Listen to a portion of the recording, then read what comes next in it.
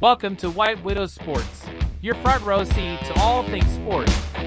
Whether it's the biggest plays, the hottest takes, or the stories behind the stats, we've got you covered. From the plays, athletes, fantasy football, or just random sports, we're breaking it all down with passion, precision, and plenty of debate. So lace up, grab your gear, and let's get into it. Welcome back, everybody, to White Widow Sports. This is our second installment of our weekly podcast. Once again, we just wanted to thank everybody that has tuned in. We received a lot of support on our first video. A lot of people like the content, but we have heard some suggestions. We want to tailor this to exactly what you want to hear. So today, you'll probably be very happy to know we are not just talking football like we did last week. We've got football at a couple different levels here. We're going to talk a little NBA. We're even going to talk a little pro wrestling. Brian, how was your week? And are you looking forward to second week of the podcast? Week was pretty good. I was really happy to see, the hours that people watched. I appreciate every minute. It was a super long video, so thank you guys for that. I really enjoy this format and kind of what we're doing. What about you, Chris? Yeah, once again, thanks everyone that came out, especially on my end. A lot of my friends on Facebook, you guys really showed up on that page, and I think like 38 of you came along, so that's really cool to see all the support from you guys. And once again, yeah, we'll be talking about some other stuff. We are just huge football fans, and maybe there's a bias there, maybe, but we'll try to diversify a bit here. Yeah, football's not going away. We're going to always find a way to talk about football. I think the NFL especially does a really good job of trying to make what they do a year-round thing. They're always, when one thing ends, they're already counting down to what the next thing is going to be. We've got, obviously, the playoffs will be wrapping up in the near future. But then after that, they're talking about the combine. And after that, you're looking for the draft. And after that, it's training camp. And before you know it, you're right back into the season. So we're always going to have something to talk about in the world of football. We've got news outside of the NFL playoffs to discuss. Right now, we've got coaching hires is a big thing that's going on. But we do want to talk about other sports as well. That being said, obviously the big thing that we were all looking forward to, that was a big topic in last week's episode, was our national championship game. We saw Ohio State win by a closer margin than what we had predicted. It was 34-23. But I think one of the big things that we noticed was you saw a lot of the players from Ohio State that we thought were going to show up did, but Notre Dame also had some production in form of two players, and that kind of surprised me because I really didn't think that Notre Dame was going to be as productive as what they were. But Chris, what did you think about the game? Kind of lasting impressions. What did you see Monday night? Yeah, I think we got the champion that we expected. And I think despite the effort and the comeback attempts by Notre Dame, I personally never felt like Notre Dame was in any real danger despite what it looked like on the field. I think it may have been more of a beatdown if Ohio State had taken more shots down the field. Notre Dame actually ended up with more passing yards by about 20. And had they not committed so many penalties in the secondary. Ohio State's ground game was working pretty good. And at some point, Ryan Day just seemed like he wanted to coast to victory instead of doing anything too aggressive. Whether you agree with that or not is an entirely different question, but it did get the job done. I think if Ohio State and Notre Dame plays this game 10 times, Ohio State wins 9 of them. And I think we saw one of Notre Dame's best efforts out there. So guess you can hang your hat on that. Yeah, I was super impressed with the drive, that first drive by Notre Dame. It was a little bit quarterback run heavy. I think you saw the quarterback get winded right there at the goal line. So I think Chris and I actually talked about it, say, that it's not sustainable throughout the game. It looked impressive coming out, and I think it was like a 7 or 8 minute long drive, which is crazy in football. But it was, we all knew Ohio State. You weren't going to match up to them. You just don't. Notre Dame does have talent. It's just not the same caliber. It was going to be Ohio State from the get go. Just my feelings on it. Well, I mean, a lot of times when you're looking at the stats after a game. A lot of times they'll show you the quarterback stat line, they'll show you the leading rusher, and they'll show you the leading receiver. And that's pretty standard across a lot of levels and a lot of different formats. When you had Ohio State and you look at theirs, obviously Will Howard had a very efficient game. He was 17 of 21 passing, 230 yards, a couple of touchdowns, no interceptions. He did exactly what you would want him to do, and he led that team to victory. Quinshon Judkins was obviously the star of the show. He had 3 touchdowns, 100 yards on the ground, had another score through the air. Very good game. Emeka Egbuka, 6 catches for 64 yards, and Jeremiah Smith had 5 for 88 in the touchdown. Ohio State did exactly what we thought Ohio State could and would do. We talked about that last week. But the reason why I kind of bring up that format of stat keeping is when you looked at the Notre Dame, Riley Leonard a little less efficient. He was 22 of 31. He had those 255 passing yards. He edged out Will Howard there. He also had a couple of touchdowns. Both of those were to Greathouse, who had 6 for 128 and 2 touchdowns. Huge receiving performance by him. Very, very impressed by his. But when you look at the rushing, it was Riley Leonard. He was their leading rusher with 40 yards and a touchdown on the ground. And so, similarly, when we talked about the Scattaboo conversation, when you get to this level, one player can help win the game, but he can't do everything on his own. And I feel like that was what happened with Riley Leonard. He tried to do a lot to put his team on his back, but Ohio State's just too good in too many different areas. I agree. Sure. I know one other thing that we had noticed, Chris had actually sent me this throughout the week that I thought was kind of notable and wanted to get your guys' thoughts on, was they said there was a 12% drop in viewership for this national championship game versus last year's with Michigan and was it TCU, I believe. And so I kind of wanted to hear your thoughts on why you thought that was. What factors do you think could have played a role in making that viewership go down from last year to this year? That's a pretty good question because Ohio State and Notre Dame have huge fan bases, but I guess outside of that, there's really a lot of haters, or in my opinion, Notre Dame, if Notre Dame's on TV, I'm just kind of bored of it all sometimes, and maybe that's just being from the South. I know some other people will tell you the same thing. It sounds brutal to say, but like it's kind of a matchup we didn't want to see. I think a lot more people would have tuned in if Oregon had made it because they've never made it, and I don't think they have a whole lot of haters outside of a few USC fans or Oregon State fans. I think that just maybe it's not what we wanted to see when we got the bracket. And I look at it as I think everybody kind of like we predicted it was, or Chris and I really tried to predict we thought it was going to be a blowout. And I kind of think that was a consensus across everybody is this is going to be a blowout. It's not going to be a very good football game. It ended up being a really good football game. I kind of enjoyed it. It got a little out of hand. I think it got up to 31-7 at one point. I'm like, okay, I can almost go to bed. And then Notre Dame started coming back a little bit. So I was, like, okay, maybe I can't go to bed. Maybe they are going to make it a game. But I think everybody kind of had that mindset is, okay, it's just Ohio State's going to crush Notre Dame. It's who wants to watch that? So that might have been what led to some of the viewership going down because nobody wants to watch bad football.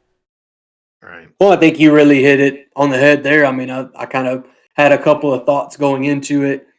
And I think one of the big things was, like what you said, there was a huge expectation for Ohio State to win that game.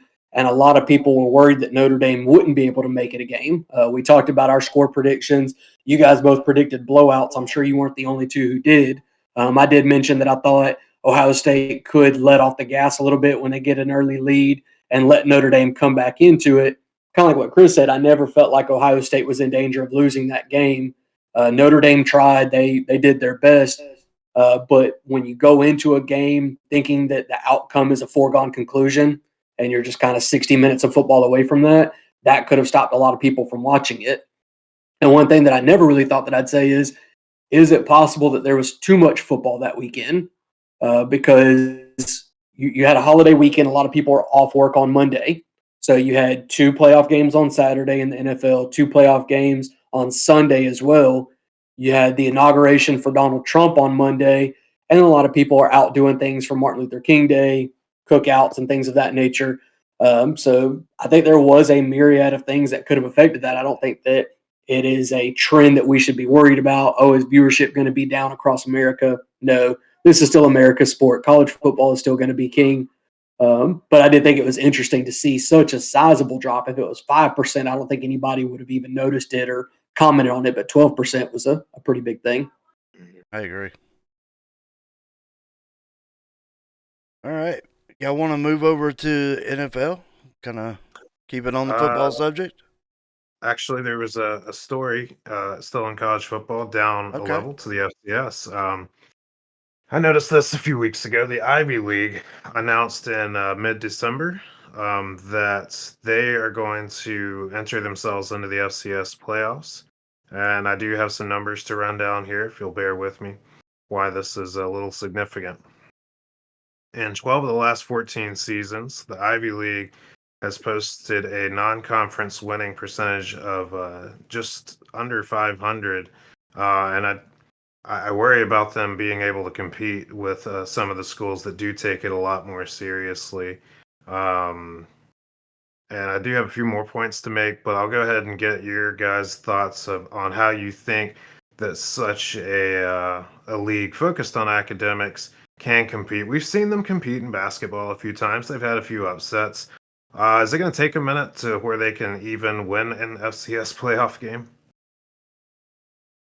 I think it all kind of comes down to matchups. I think you can always see games where one team matches up well with others and things of that nature. It's not anything that I want to count them out, but I think the big thing, just to kind of give people a little bit of background that might not be familiar, the Ivy League has a conference champion, and they have always kind of like forbidden that champion from participating in the playoffs because they were worried about it taking away from their academics.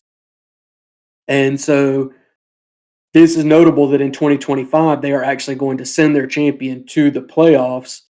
Um, but Brian, I'm kind of curious what you think about it. Is this something that you would have even noticed or thought about before? I'll be honest with you. I probably wouldn't even thought about it. I've seen some of the Ivy League games in the past. They're gonna have to change a lot from.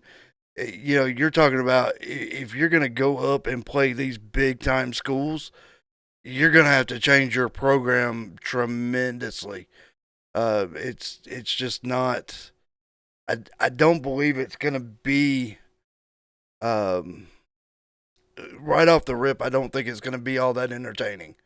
So, are they gonna go up and face a big boy like Georgia, Alabama, one of these big crazy schools? No. I don't know. We'll have to wait and see. See what kind of coaching they bring in, what kind of strength conditioning they bring in. What brand of football they're gonna bring in. We'll just see. Brian, they're not actually moving up at all. I'm not sure if you're a little confused on that point.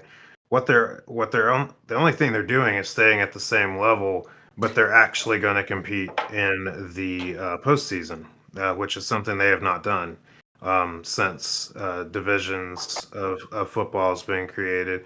And so just want to make sure you're clear on that. I think we might have lost Brad. I think we lost his video. And that's okay because I'll go ahead and explain why I even brought this up. I think the Ivy League is very important to the history. Hang on, Chris. I just want to clarify. I get it. I'm just saying that I was almost comparing versus saying they're coming up or bringing up into the big boy realm. I'm comparing the football. Is it going to be watchable? Is it going to be? So in this case, the big boys would be North Dakota State, South Dakota State, Montana State. Will they be able to compete with them? I believe is what you were trying to hint at, and the answer is no, not immediately, and they're going to have to make some changes if they'd like to. That's kind of where I was going. Is there, are they ready for that? Are they going to bring that brand of football? Are they gonna make the changes to compete like a big boy? And that's where I brought in the Georgia, the Alabama, and I guess it was a little bit confusing the way I said it or referenced them, but that's what I was talking about. Is it going to be, are the big guys in their league, are they going to be able to compete like a Georgia competes with an Alabama, or Alabama competes with Florida, or you know what I'm saying? Are they going to be able to bring that brand of football? Okay. Well, while this might seem kind of random, I want to explain why I brought this up because the Ivy League is pretty important to the history of college football. And as I mentioned in previous videos, I am the college football historian guy around here. So I just want to run down some numbers that are pretty wild, and you wouldn't even guess it. And I didn't even guess as I was looking them up. The Ivy League schools have a combined 77 national championships that they claim. Some of them are shared, the way that the wildness of claiming championships were back in the past. The most recent national champion is Princeton in 1950, and that was before the split up of the FBS, FCS Division Two, Division Three, so on. So these were all the highest level of football at the time. Princeton even played in the first football game in America in 1869, and the Ivy League is responsible for creating a lot of the things we still use today, like the All American team. So I just thought it was a cool thing that they're going to go and maybe somewhere down the line, if they can step it up, add another national championship for the first time and since just after World War II. Brad, any welcome back? Any final thoughts to the Ivy League? Uh, can they compete? And is this good for FCS? I think it's good to have everyone included. Well, I mean, thank you guys for powering through. I thought maybe I could fake it till I make it because I had absolutely nothing on my end but a black screen. I could still hear you guys. Didn't know if you could hear me, so I was just going to play it cool as best I can. But I mean, I guess the big thing is you don't want to see, similarly when we talk about like the FBS, you would have those 13-0, 14-0 seasons from a Boise State or something like that, and they wouldn't be taken seriously. They wouldn't be considered for postseason contention. And it's always like, man, what would happen if they could compete? And so you might have just a superstar that also happens to be a genius who can really carry a team at that level. And so you might have a really good football team that comes through Harvard one year and they can win that conference championship and maybe not even have a notable season outside of the conference because you wouldn't see them advance in the playoffs. You have that opportunity to compete with the other schools outside of that league. And so I think it's really cool that you can see those teams now be rewarded with the opportunity to compete with the other big schools at that level, kind of head to head, and see not from a consistency standpoint, because I think you start getting into recruiting and stuff like that. I don't think that they are going to backtrack on their academic standards specifically for this, but just to have those catch lightning in a bottle type seasons, where do we stack up with them? And I think that's really cool. But I think the big domino to fall from this is the HBCU schools. They have their own little league. They've got their own, I think it's called the Celebration Bowl. Mhm. And what happens to those type schools that have really good seasons but don't get a chance to compete outside of that Celebration Bowl? Do they also make the same change and go to the playoffs as well? And we have seen one team go recently, and I think they did get destroyed. I forget the exact team it was, and I apologize if any fans out there are screaming it into the computer right now. I think it might have been South Carolina uh, State, but I'm not sure. Someone could check me on that in the comments. But I would love to see the entire FCS have their chance to compete at it, even if you're not stacking up to the same level of competition. I think fairness is fairness, and if you have that fair chance, then maybe you do step up your game a little. Um, Seems we may have lost Brad here again. I think we're Yeah, he gonna kick it over to the might be having some Elon Musk issues. Who knows? Yeah, I think we're gonna kick it over to the NFL here, but this seems like an obvious place to take a break and get Brad back on here before we do it because that's his jam. Yeah, we're gonna take a little break, and we'll be back in just a minute, guys.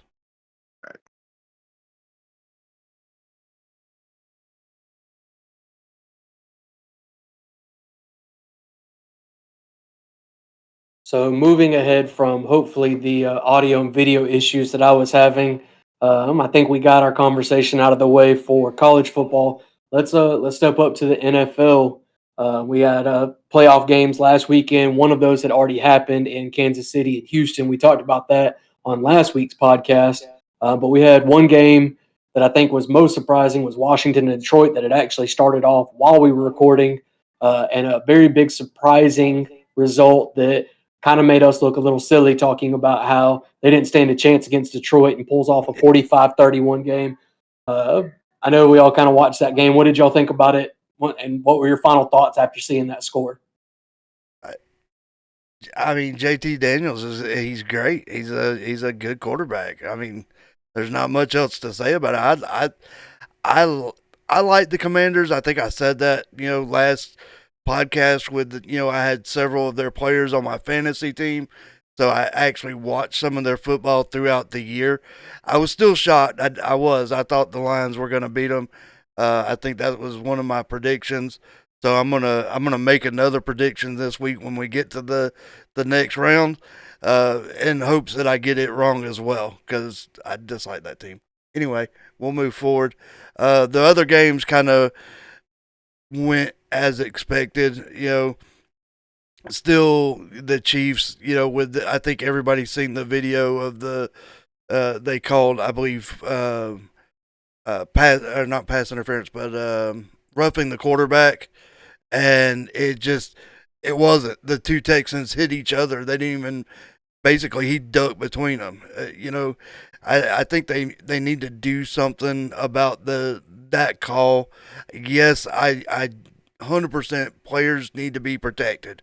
I'm not saying they should stop calling that, but at least review it and at least look at it before you get a cheap first down and a free 15 yards. I mean, because it wasn't even close. So Eagles Rams kind of went how I expected. Eagles are another really really good team. I probably guessing to see them in the Super Bowl. I'd love the Commanders to go, but I really think it's going to be the Eagles. Ravens Bills, great game. Super close game. I think we called that last week as well, that it was going to be a really, really, really good game. Yeah, I'm really disappointed for the Lions. It's just a fan base that's just been wanting something great for a long time, and they had it, and they beat down a lot of teams over the year, and it was just a shame to see them stumble. With the Bills and the Ravens. Like I believe I said, I'm not sure how much of a Bills fan I was on the video that got posted, but on the one that didn't get posted, I'm riding with the Bills. Happy to see them pull it out. Happy to see them go to the next round, and we can make some predictions here after we get Brad's thoughts. Brad, I'm sure you have plenty to say. Only circling back to the Washington Detroit game.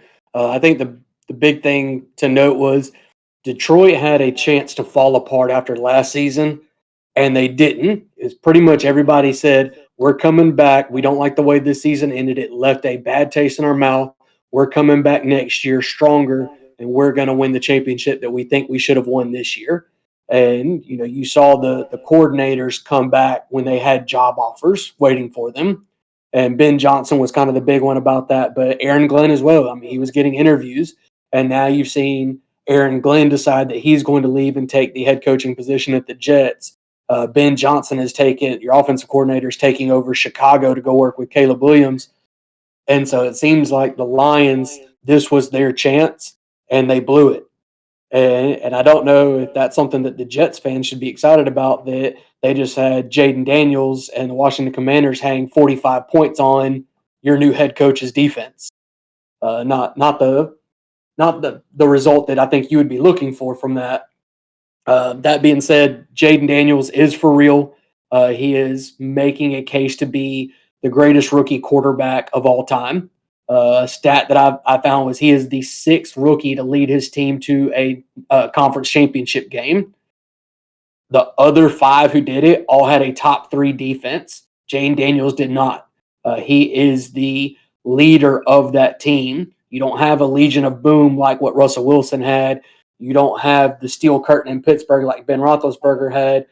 I mean, there's just a different way that Washington is winning this year, and it's through their rookie quarterback. They're not protecting him. I think he's completing almost 70% of his passes this year as well. You're not going to find a rookie put up numbers like that. He's not just doing it with his legs, he's doing it with his arm as well.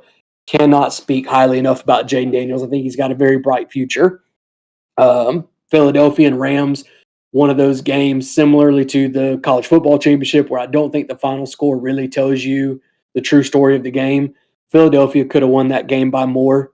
The Rams did try to make it interesting, but you look at Saquon Barkley's numbers, and it's insane. We had that conversation about who was going to have the bigger game between Derrick Henry and Saquon Barkley, and my point was the Ravens will try to beat you a multitude of different ways. The Eagles are going to tell you from the first snap it's Saquon, first quarter, second quarter, third quarter, and fourth, and you're still not going to be able to stop him, and he proved that. And so I'm looking forward to the Eagles-Commanders game. And then I alluded to it, Baltimore and Buffalo. Story of that game was turnovers. You can call it playoff Lamar. He had a fumble where the ball kind of got knocked out of his hands. He was scrambling around trying to make something happen. He did throw a bad interception earlier on in the game, but he continued to battle back and tried to put Baltimore in position to win that game. Went to go tie it up, had Mark Andrews in the corner of the end zone, a pass that he probably completes 99 times out of 100. Mark Andrews drops it, and Buffalo wins 27-25. I feel like we got robbed of that. Mark Andrews sold. He actually went dark on social media as a result of it. I was checking out some of the comments on his Twitter posts and Instagram posts and things of that nature, and people are getting a little carried away with it. But I know that's kind of my thoughts on the previous round of games. I think similarly to last round, we are all going to agree with one result, and that is, for the love of God, Josh Allen, please end the madness. We want the Bills. If it couldn't be Baltimore, I wanted it to be the Bills. Please beat Kansas City. We do not want to see them in the Super Bowl. I don't care who wins between the Commanders and the Eagles. I just don't want to see Kansas City in the Super Bowl again. Yeah, I'm a hater. I guess that'll lead us right into some predictions. The Bills came up short 4 times in the 90s there, and came up short in the past several years. So very much looking forward to the Bills ending that and making it to the Super Bowl. It's hard to predict the Commanders and Eagles. I think they're pretty even. I will note that in the regular season, the home team won both times. And I just don't think I can bet against Saquon and the Philly crowd. This is also a game I'm very much looking forward to as a Dallas Cowboys fan. Bills Mafia, I'm here for you.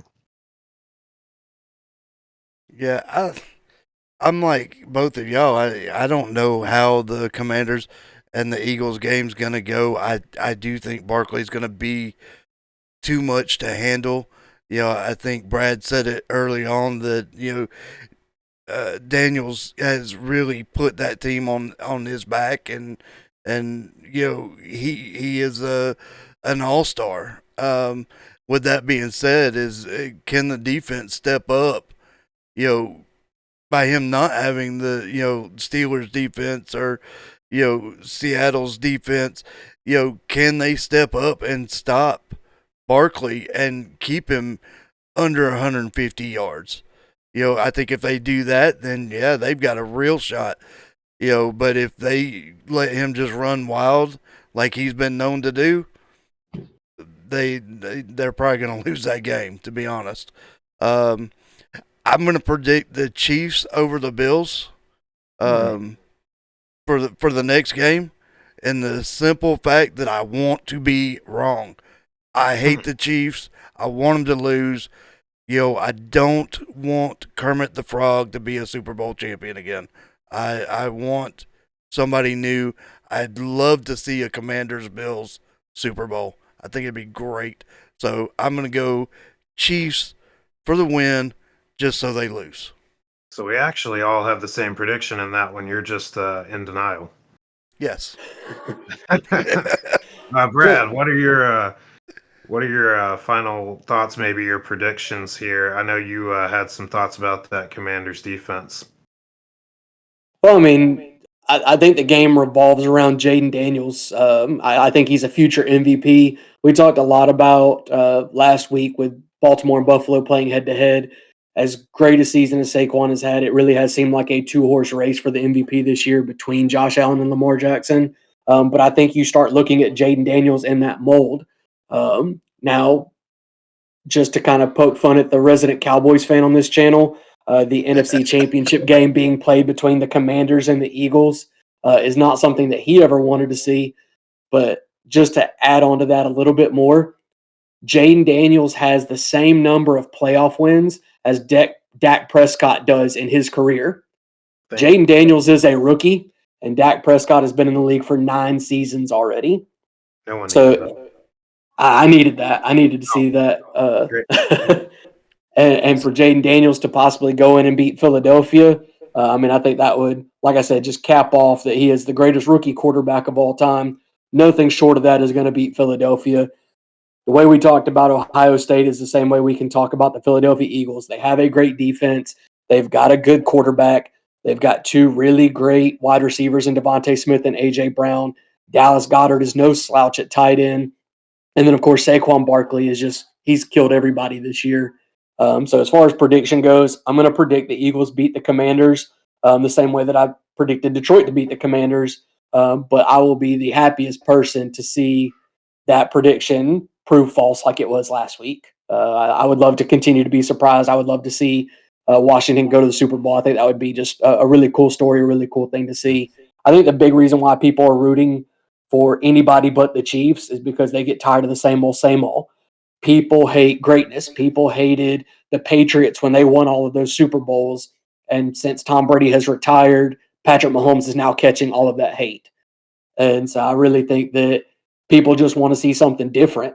As far as prediction goes, like I said, I'm going to predict the Eagles, but I am going to predict Buffalo, not just because I want them to win, but just because I think there's been so much attention drawn to Kansas City this season. The way that they managed to win these one-score games is an unsustainable feat. The calls and everything like that, the NFL is going to be put under a microscope. This is the most watched football game every single year, and you don't want to have that blatant favoritism show on such a big stage. You can push the Chiefs to the Super Bowl, but you can't force them to win it. And so I'm gonna say Buffalo wins. I'm gonna say the Eagles wins, and I think we're gonna have a great Super Bowl. Now they're playing at Arrowhead, and I know Buffalo's from upstate New York. I mean, I've been there. Weather's terrible. Sorry, guys. What, if any, weather patterns are coming in through that area that could affect this game one way or the other? I mean, has anybody heard whether they're going to have? And I'm sorry, I didn't want to make you look things up, but that is a factor that you've got to look at Arrowhead. Is they can get some crazy snowstorms come through there where you can't see anything.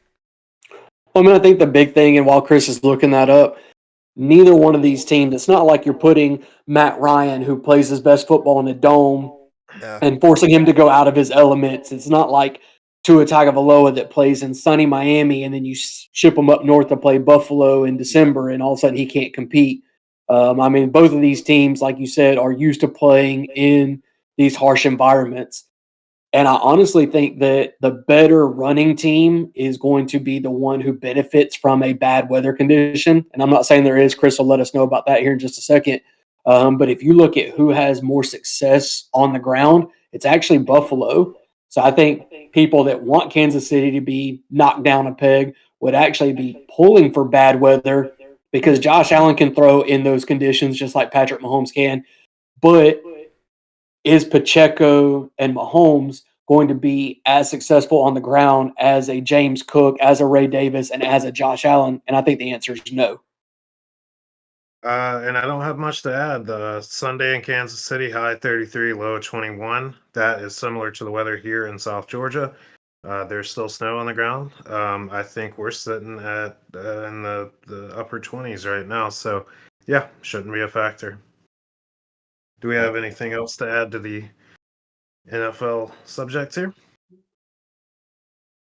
No, I do know there's some there's going to be coaching changes. Obviously, we've got drafts coming up in the future. We've got, I think a good number. I think I think I heard Jacksonville just hired the coach out of Tampa Bay this morning, which I think will be a really good pickup for Trevor next year. So, we've got some changes coming. So I think next videos over the next few months are going to be a lot of fun. You know, you get mock draft picks, and I know that's really Brad's element. There is the draft and the combine days and things of that nature. So kind of looking forward to NFL in the future, where we're not just talking about stats and games. We're going more in depth on players and what's coming out of college. So we take our love for the college players and the college kids and the college game and see it transition into the NFL. So a lot of fun stuff coming up, I think. I mean, cheap plug for a future project that you'll see on the channel. Chris and I are working on a video, not to give too much away, but talking about players that were rookies in the NFL this year and how we think their careers are going to change moving forward. And a lot of that is going to be the coaching changes and stuff like that. Obviously, the draft is going to have a big impact on the circumstances, but I wouldn't be surprised if we don't spend a considerable amount of time once the dust settles and all the vacancies are filled. We don't talk about that here on the podcast about who landed where because, like you said, Liam Cohen leaving the Buccaneers. This is going to be the second year in a row that Baker Mayfield is going to have his offensive coordinator leave to go to a different team after Canales went to the Panthers. Now Liam Cohen going to the Jaguars. You're going to have another scheme change there in Tampa Bay. I think I also saw where Pete Carroll is coming out of his mini retirement and he is taking over the Raiders job. I saw that today. And so we'll have thoughts on that and how it's going to affect the players on those teams and everything like that. But it's exciting to see. But my eyes, kind of like you said, they're already on the draft. And speaking of change in pace, for the first time, hold on, everyone. For the first time on this channel, we're going to talk about something that's not football. Oh, no. I know. We're going to go over the NBA. Now, please bear with us. Basketball is my second favorite sport, but it's a distant second. I'm not completely in basketball mode yet, but we are going to talk a little bit about the rookies. There is a rookie ladder rankings that the NBA puts out. Alex Sarr of the Washington Wizards, who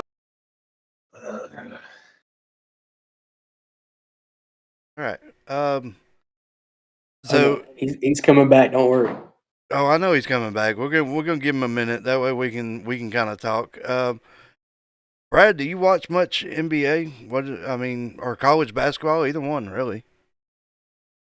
Yeah, I mean, I think this podcast is going to get me more into the sport because I don't want to just kind of coast my way through these conversations. I do want to be informed. I do want to know what I'm talking about and be able to participate and actually know what's going on.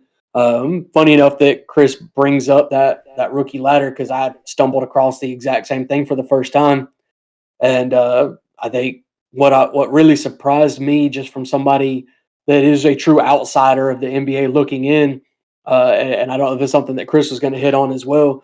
But the Memphis Grizzlies actually had two players on this ladder, which is kind of like a top 10 ranking, if you're unfamiliar, of rookies, kind of how they are throughout the season. And as certain performances drop off or minutes decline and stuff like that, they can fall out of that top 10. Other players will move up. And it's almost like a power ranking of only rookies. Well, in this top 10, the Memphis Grizzlies actually had two players. So they have a forward named Jalen Wells, who is averaging about 12 points per game. And what was really notable about that is that he was the only player that I looked at stat wise that was not a top 10 pick. The other one, Zach Edey, is a center for the Grizzlies. He's 6'4", 305. That's a big boy. That's a big And he was the 9th overall pick. But Wells was the 39th overall pick, and he's right there in with these other guys. So obviously, what I know about the NFL and the draft and stuff like that, anytime you can say my first and my second round pick were two of the top 10 players in this draft class, you nailed it. And I think that's what you're seeing for the Grizzlies right now. Chris, you kind of want to pick back up where you left off? Yeah, I guess I'm disappointed because I wanted Alex Sarr on the Hawks as a Hawks fan. Zachary Risachet has fallen off this ladder. He's been injured with a adductor strain in the thigh region, but he's actually not doing that bad. And I think it's a little too early to say that this is a bust or a disaster pick. I just as a lot of Hawks fans will tell you, we needed the big guy, and it's great for the Wizards, but it sucks to see him leading this ladder when we could have had him with the Hawks. I don't mean to make it too personal. We try to stay a little unbiased here, but yes, as a Hawks fan, it's a shame to see the big man that we could have had and needed desperately on top of this ladder, and not on the Hawks team. Yeah, I mean, it's unfortunate. It's kind of one of those where what we know as fans really pales in comparison to what the guys that are making these decisions know. We might have access to 10% or less of the information that they do when they make these decisions. And whereas, the team could crumble right in front of us, and next year we're still pulling for them the exact same way. That's just part of being a fan. We're kind of hopeless and helpless at times. But I have to think that the Hawks had the number one pick in what a lot of people viewed as being a very underwhelming, disappointing draft class. And I think that they made the decision they thought was best for the team. And hindsight's 2020. If Alex Sarr goes on and is this dominant rookie, a lot of people are like, man, we could have had him. But also, would he have been just as dominant for the Hawks as what he is for the Wizards? Is there something different about the Wizards team and the way that they're playing right now that's kind of propping him up and letting him have the good games that he's doing? That being said, with Zach, I mean, his numbers really aren't that far off. He's about a point less per game. He's got 3 less rebounds per game. But, I mean, he's also playing a little bit of a different position. He's more of a power forward than a center right now. Yeah, we could have used the big guy. But I think that Zach is going to continue to improve, and I think we can utilize him in a lot of different ways. But this team's going to live and die by Trae Young anyway, so I'm not crying over Alex Sarr. Another thing to note is that he averages 23.7 minutes per game. Just to put that into perspective, Trae Young, the Hawks star, is averaging 36 minutes a game. But like you hinted on, I think it's just a little too early to really worry about this. Just a little update, just to show you guys that White Widow will talk about some basketball. And a crazy connection to make is that, and I mean, maybe some of you guys can relate. I will start playing NBA 2K here after football ends, and my interests sort of shift just a little bit. You can't shift me off football completely. But when I start playing that game, I start seeing players on the game, and I see how they progress and how good they fit in with schemes and teams and games I'm playing.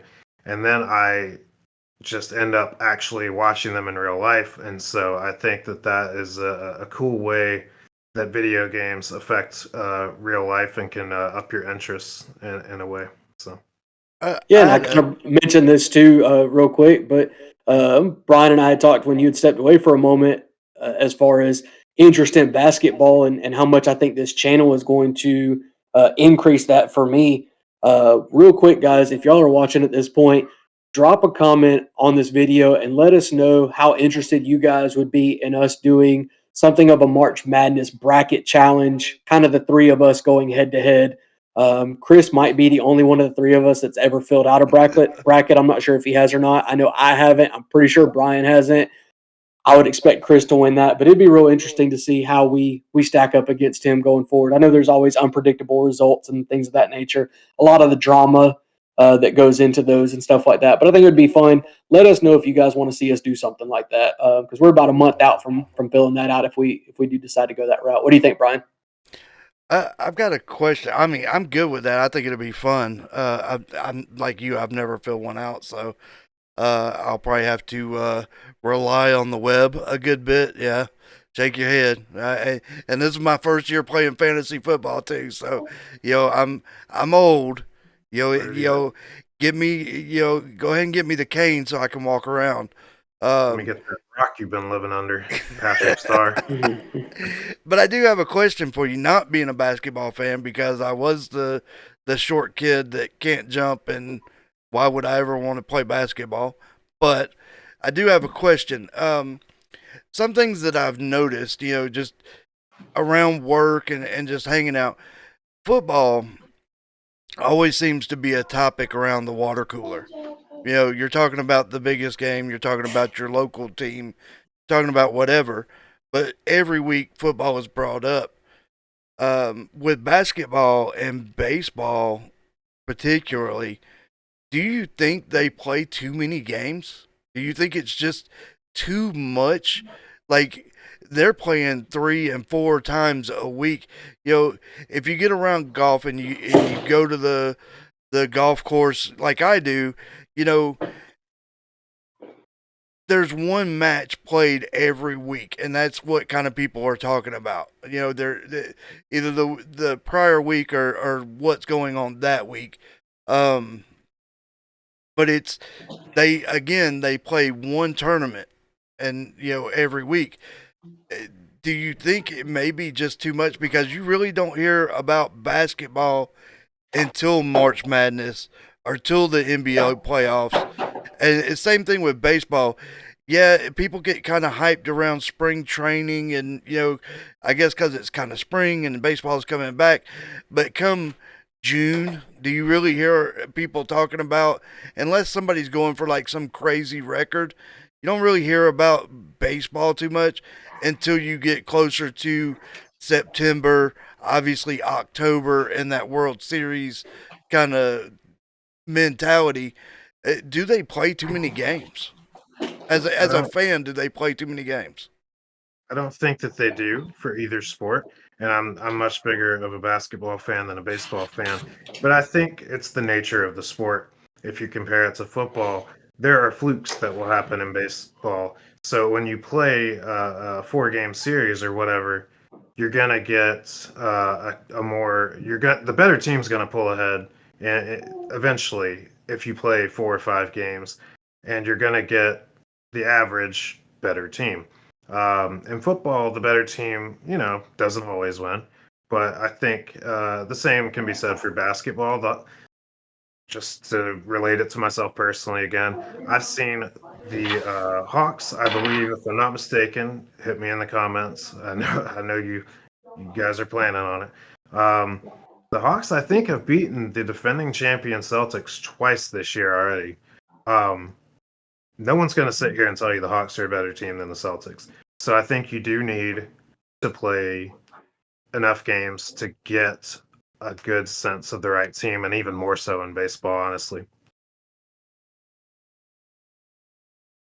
Okay. Makes sense to me. Yep. Yeah, I didn't know if you had anything to add to that. No, I think you covered it, and I don't have anything to add to that. All right. I believe we have one more topic, unless I'm missing something here, and I'm not sure if Brian's going to join too much in on us. We have the WWE Royal Rumble coming up. And Brian, if you can just go ahead and pause us here for just a second. Sure, we can take a short little break.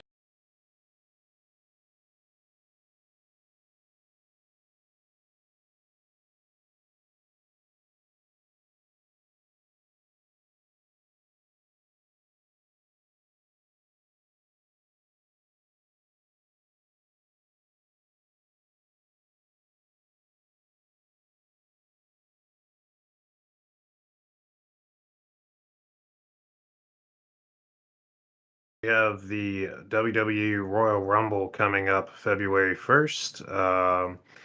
And in that event, we always have a lot of surprises. And then we obviously have the winners that go on to main event WrestleMania. Uh, I think we'll go through some surprises first. First one I think we're just gonna bounce back and forth.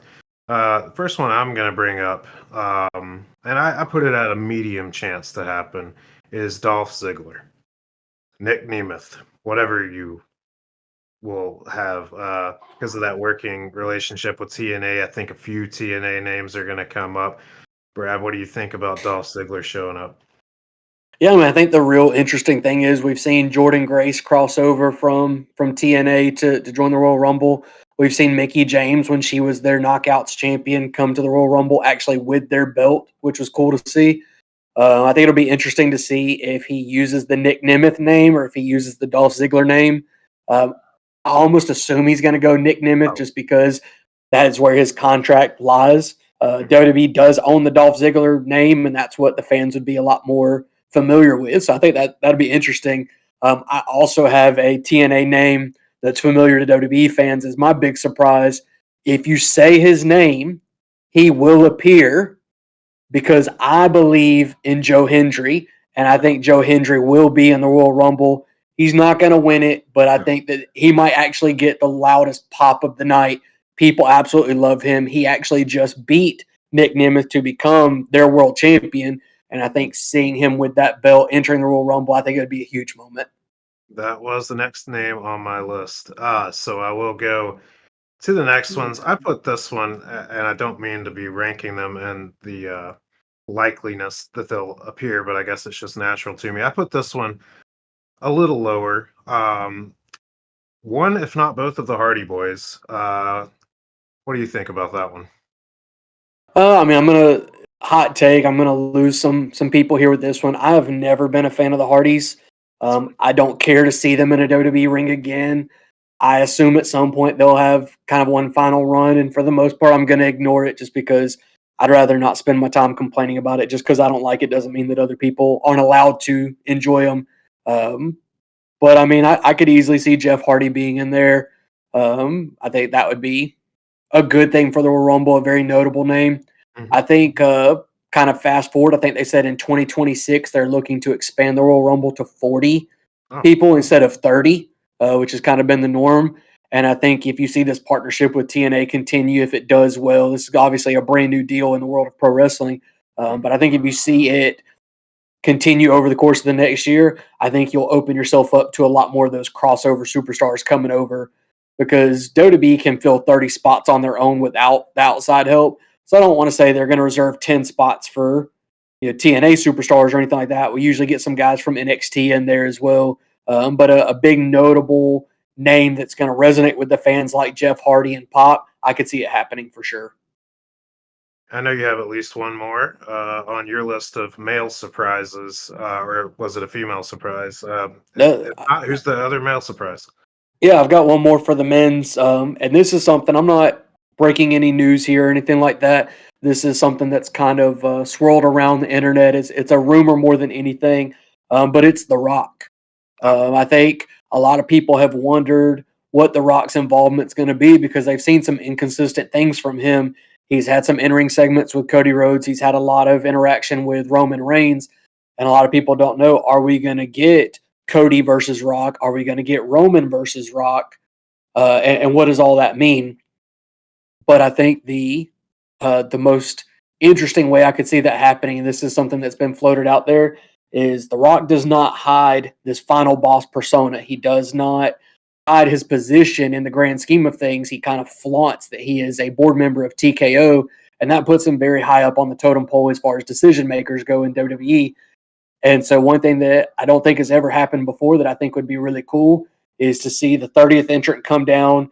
You think you're playing out with your final few people in the ring, and then all of a sudden you see 10, 9, 8, another countdown happens, and you think it's a mistake, and then all of a sudden The Rock declares himself the 31st entrant into the Royal Rumble, flexing that TKO muscle. I think that would be a really cool surprise to see, and I want to see it.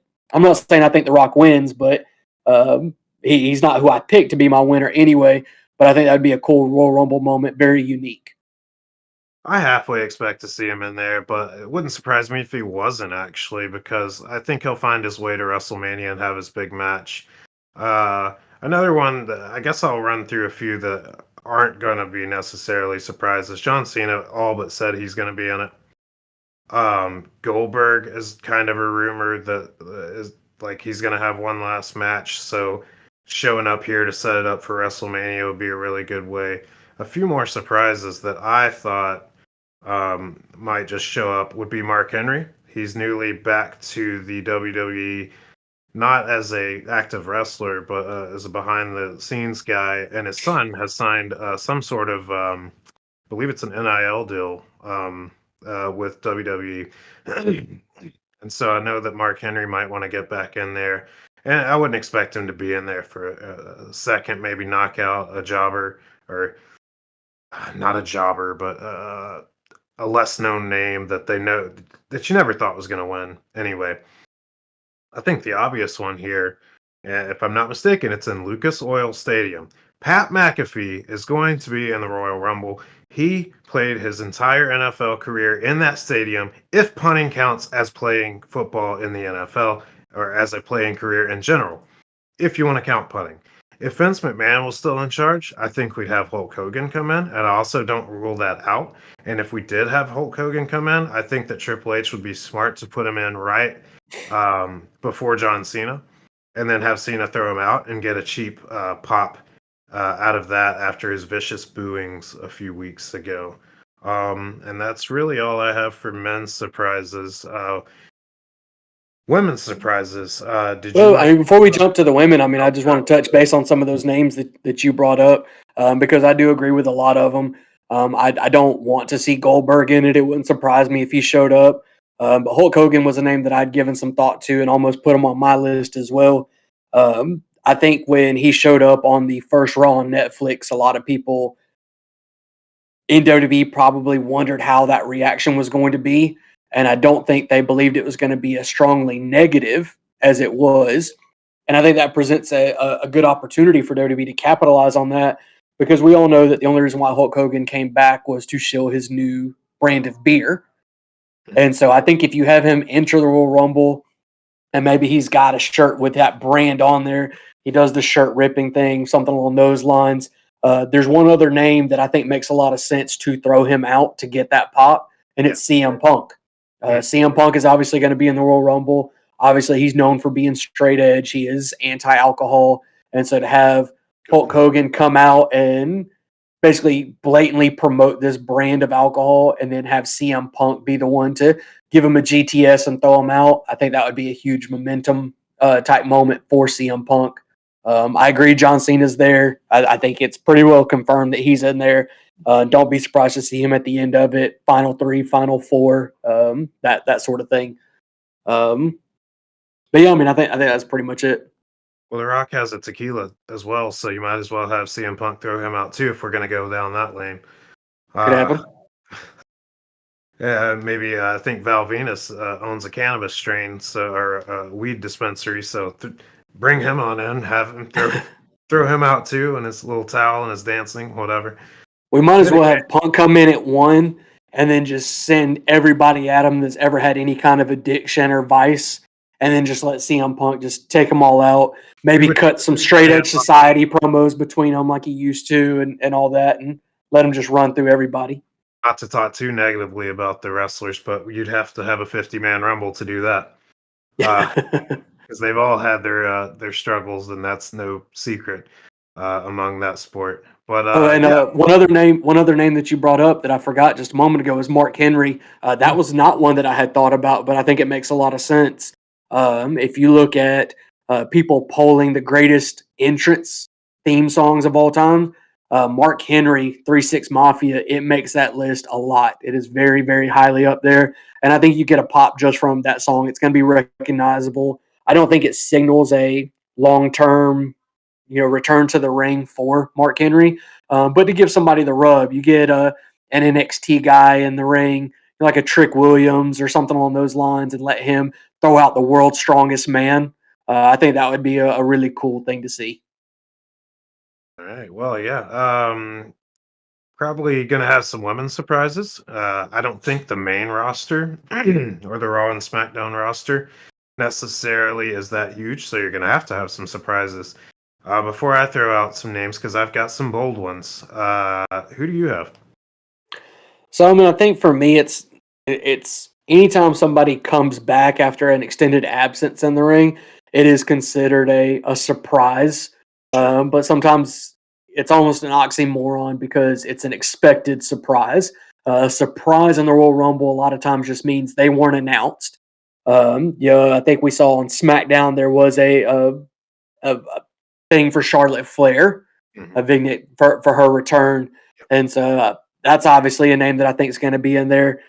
Charlotte Flair, but two others that weren't announced that I think is Becky Lynch is a little bit more of a good chance if you're going to put predictions on there. I think there's a good chance that we see Becky Lynch come back in the Royal Rumble as well. And then the name that a lot of people don't really know where she stands, but I think now is a good time to bring her back is Alexa Bliss. So those were the three names that I had were Charlotte, Becky, and Alexa. And just playing off Alexa, I believe I've seen it in the news, I think yesterday or today, is that they've pulled all creative plans for her. Uh, what exactly that means, I don't know. I think she was supposed to be associated with the Wyatt Six, and I think they've halted all plans with that moving forward. I don't think that stops her from coming back in the Rumble. In fact, I think putting out the uh, the statement that they've pulled all creative plans for her is a reason that she's coming back in the Rumble. I think that that was just to throw us off the trail. I think that if she doesn't have a direction to go after the Rumble, they may not have been lying to us. But I think she definitely comes back. Names I have, a bold one I saw online is AJ Lee. Husband's back in the company. I know that she's not physically, or at one point she was not physically good to go, and I think that was 10 years ago though. So you don't have to be physically good to go to be in the Rumble at all. You can come in, you can get your big pop, and then you can do your thing and get thrown out by an up and comer. uh, Another name I had is Stacy Keebler, and I think that one's a very long shot because everyone else from that era has made a return. Not in a big way, but we've seen Tori Wilson go in the Hall of Fame, do her thing. We've seen Trish come back and have Trish Stratus. For those of you who are not familiar, Trish Stratus has come back, and she's even had storylines. Lita's come back. While Stacy's not as big of a wrestler as Trish and Lita, um, she would still get a pop because just don't think you've heard anything from her since maybe her marriage to George Clooney. And I know Dancing with the Stars and stuff like that. If you have no more on the women's side, I've got two that are way out there if you'd like to hear them. If you have any, please go ahead. I mean, none that I really noted down. Kind of following your lead on that. Another name that I've seen was Victoria. I could see Victoria. Apparently, she's been working out and stuff. Almost like she's getting back in ring shape. She is somebody that, unlike Stacy Keebler, was really known for her ring work. She was a very dominant women's champion for a while. Still one of the greatest finishers of all time with the Widow's Peak. I would love to see her come in and hit that on some of the newer females that have come around. I think Jade Cargill is another name that I didn't mention. She is not necessarily a return, but she was written off with a storyline injury. She could come back and seek a revenge type thing if she knows who attacked her or something along those lines, saying, hey, I know who attacked me. They're in the Royal Rumble. I'm joining the Royal Rumble just to make sure they don't win it, and maybe go that route and start a WrestleMania feud or something along those lines. But other than that, I mean, I'd love to hear who else you have. All right. Brad, hear me out. YouTube, hear me out. Anywhere else this is posted, hear me out. WWE just partnered with Netflix, correct? Correct. Mhm. Are you about to say Sydney Sweeney? I'm not. All right, I got another one that I'd like to put on my list. I wouldn't roll out a celebrity surprise, but this one makes more sense if you think about it. What other big event happened besides the debut of Monday Night Raw? The Mike Tyson Paul fight. What else was there that had some heat that could carry over and tie into Netflix? Ladies and gentlemen, Amanda Serrano and Katie Taylor, one or if not both, could appear in this Rumble. And I think that, and you can call me stupid all you want, but I think there's a Netflix relationship there. There was a whole lot of buzz around that fight being the best fight that anyone saw. I think it opened up a lot of people's eyes. I was there for Mike Tyson, of course, as were most people. But I had heard these names before, and they started showing the promos, and I was like, well, hey, they got some history. Then I watched the fight, and my wife, who it was getting late, she wanted to go to bed. She could not stop watching these two girls fight. I think there's a lot of hype surrounding them, and with the Netflix connection, Brad, could you see those two ladies in this Rumble? The only reason why I'll say no is just name value. I think WWE is very smart about if they're going to have a crossover, it's going to have to carry some weight. It's going to have to resonate with the majority of the fan base, and it's going to have the potential to bring in fans that it wouldn't have otherwise. I'd be very surprised to know how many people actually had heard either of those ladies' names before that fight. Obviously, they had a great fight, and I'm not taking anything away from them. But I don't think very many people tuned in to watch that fight. They got seen because they were on the card with Tyson and Paul. I think it's more likely if anybody from that event was going to show up, it would actually be Paul himself. Obviously, his brothers, well involved in the company. You could see him in the men's Royal Rumble. But I kind of like the way that you're thinking, but it's not the relationship with Netflix that I was thinking. It's actually going back to what I said about The Rock being at TKO. Well, TKO and Endeavor being the parent companies of both the WWE and the UFC. What would you think about seeing some UFC fighters getting involved in the Royal Rumble? Somebody like a Conor McGregor, I think is kind of tailor made for this. Colby Covington is another one that I think could, as a talker, could get along. And then, Ronda Rousey, we've seen have some success in WWE. I'm sure there's some other ones. Paige Van Zant was in AEW for a while. There has been some examples there, but I think UFC would be the string to pull on that more so than the Netflix thing. All right. Well, that was a hot take, and I don't expect to see it. I give it a 1 out of 10 chance, but I could see it happening. And to be just to tell you, I had heard Serrano's name beforehand, but yeah, Katie Taylor I had not. So I see your point there. Um, the winners. Would you like to do the men? I guess women first. Yeah. Women's winner. And who wants to make this prediction first? I'll go ahead. I've already said her name, so not a huge drum roll moment here. But I've actually got Charlotte Flair. Charlotte Flair coming back. I think a lot of fans really have turned on Charlotte in past times because she would take some time off. She would jump into a championship match and win the title out of nowhere, and people really hated that. You can't take anything away from Charlotte Flair. I think she's probably the greatest women's wrestler of all time. And she's continuing to build that legacy. She's not done by any stretch.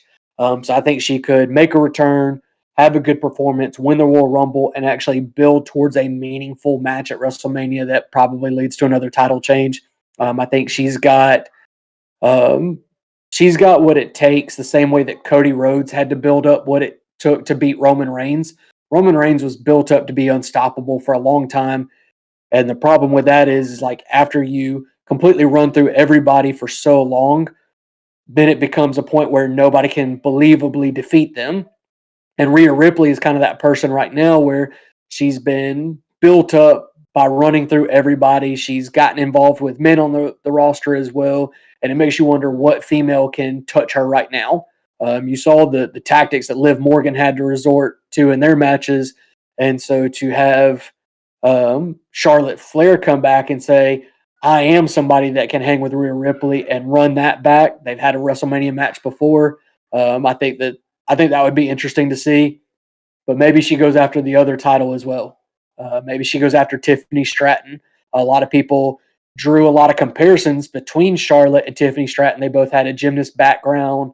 The way that they came into the company was very similarly. And I think to have that old school versus new school in a stretch kind of feud, I think would be pretty cool to see. But I've got Charlotte Flair winning for the women. Who do you got? Well, I hate to have no controversy here, but I also had Charlotte Flair. I thought about this for a while. I thought the company might like to go less predictable and invest in the future. I feel like they've kind of exhausted all the top names, and you've even had Becky, disappear to go be a mom. Whether she comes back or not is what it is. Same for Alexa Bliss. They gave Nia a chance. They've built Rhea Ripley up a whole lot. Liv Morgan had most of the year in the spotlight. So I thought they might want to build somebody up. But once I looked down the roster up and down, I didn't see a name where they could actually pull the trigger on it right now. And so I've got Charlotte winning. I do think they might try to build someone up in the time between now and WrestleMania to face either the women's winner or Tiffany Stratton or whoever holds that belt if she were to lose it. Or Rhea Ripley. Also, no offense, I forgot you in there. Uh, but if anyone wants to face any of those, they're going to have to do some building. And I'm not sure that anyone has the star power. Anyone's been strapped to the rocket to let them go ahead and win the Rumble. So I'll go ahead and move to the men's. Hopefully we don't have the same one for this too, but it's likely. So I'll go ahead first in case we repeat it. It doesn't look like we did the exact same thing. I'll start by saying that Cena is probably going to be teased to win. He came out there and cut that promo on Raw. Says, why not win? To the best of my knowledge, he's actually not won the Rumble in his whole career. I may be wrong on that, and it looks like from your face I am. But I don't remember when he did it. I did have a good gap from, I don't know, 2010 to 2016 where I didn't watch much, so maybe he won in there at some point.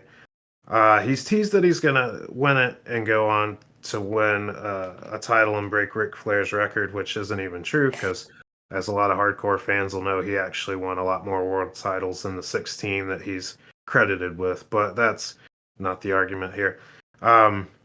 I think that he's going to be teased to win it. I don't think he's going to win. I think he's going to get his moment, but they're going to build him up in another dramatic fashion. I think in the similar way that he did a few years ago. I think it might have even been Atlanta, WrestleMania you were at. Is that the one he wrestled The Undertaker? No. Atlanta, the main event was him versus The Miz, and that was with The Rock had come back, and they set up for the following year WrestleMania in Miami, the main event there. Well, I guess my point was that there was the year he did face The Undertaker, he was acting like he didn't win the Rumble. He wasn't going to get a main event. He didn't have an opponent. He wasn't going to do that. I think they're going to build something like that up. This is a long-winded way to say that The Rock is going to be a similar situation, that he's not going to win it either. They're going to build him up, and he's going to have a big match as well. CM Punk is my pick here. CM Punk seemingly has no other path to the main event. He is in the main event scene, but there's no reason to go ahead and say you're in the main event. I think he's going to have to win this. And to the best of my knowledge, he's not won a Rumble.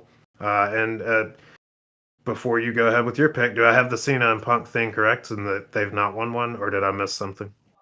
I don't think CM Punk has ever won the Royal Rumble, purely because I think a lot of his complaints over the years that he's never been given the main event of WrestleMania spot, even when he felt like he deserved it. And that was a big part of his gripe with the company for so long.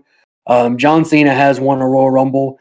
There was a big return where he had gotten injured. He was supposed to be out for maybe like 12 months, and he came back in like 6 or 7. And he came back as number 30 and won the Royal Rumble. It was a big surprise that he showed up and looked good in doing so. So I am really glad that you picked CM Punk because I wanted to talk about CM Punk. You made one statement in there that I want to argue about, if you can call it that, or a debate. You said that CM Punk has no other path to the main event of WrestleMania. And if there's one thing that we've learned since Triple H has taken over is that nothing is done by accident. No insignificant or minor detail is overlooked. Everything is put there for a reason. And so if you go back to Survivor Series War Games, the final member for Roman's team, the storyline at the time was that nobody wanted to work with the bloodline because of the way Roman had treated everybody for so long. They could not get anybody to agree.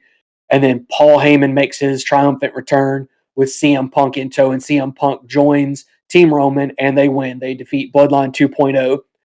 And then it was announced that CM Punk agreed to be on Team Roman in exchange for a favor from Paul Heyman. They did not say what that favor was, but the favor, and they've kind of alluded to this too. There was a segment on Monday Night Raw where CM Punk gets up on turnbuckle and he points up into the rafters, exactly where the WrestleMania sign would be.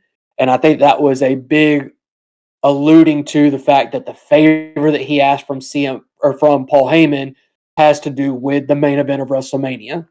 What kind of pull Paul Heyman has when Roman is not the champion, I don't know, but that is not the kind of storytelling that we've seen under Triple H's regime, that they would give CM Punk that quote unquote favor in his pocket, that he's willing to do this purely for that favor, and then for it not to grant him the one thing that has always eluded him in his career that means seemingly more to him than anything else at this point. It's safe to say that main eventing WrestleMania is the reason why he came back to WWE. Mm-hmm. And so I think that is his ticket. That is his path. For that reason, I do have John Cena as the Royal Rumble winner for this year, but not for what people think. I don't think that he's going to win his 17th World Championship at WrestleMania. I think this is just the first chapter in the John Cena storyline of 2025. And I'm not saying that he's going to win the Royal Rumble and he's going to win Money in the Bank and he's going to win King of the Ring and all these other accolades. I don't think they're just going to thrust all this stuff to him. But I think that he's going to win the Royal Rumble, and then he's going to build up to either a match against Gunther or a match against Cody Rhodes. I think either one of those things can be a compelling story. And I think when you look at Cody Rhodes being built up the way that he was to beat Roman Reigns, it's kind of one of those, he is the John Cena now, and John Cena is not at that level anymore. And then obviously Gunther, the ring general, he is on another level. He has carried. He's just been a workhorse for WWE for so long. And I think he could have a really good match with John Cena and tell the story of, you don't have it anymore to hang with me. Maybe you could have 10 years ago, but certainly not right now. So I've got John Cena telling that story, getting the title match at WrestleMania, but falling short. And I think what you're going to see is John Cena's story over the course of the year is, does he have what it takes to win that 17th world title? All right. Well, I believe that's all we have for wrestling. My voice is starting to go out on me a little. Brad, if you'll close us out here. Yeah, of course. Kind of get into a routine of thanking you guys. It can't be said enough. We really appreciate anybody that tunes in. Thank you so much. Let us know in the comments how we did this week. If you liked having the content that wasn't all football related, we do have a lot of stuff that we're planning to talk about moving forward. But we just, like I said, we are forever grateful. All the feedback has been great. All the support, it really has humbled us. We can't say thank you enough. And until next time, take care, guys.